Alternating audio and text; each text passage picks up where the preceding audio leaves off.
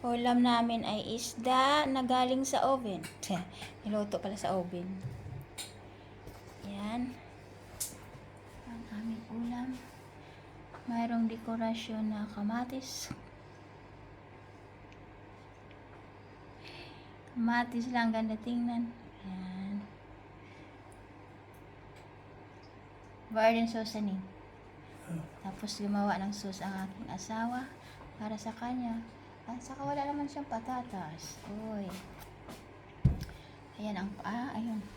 Halo niyang patatas. Yan ang sauce niya dito sa kanyang isda.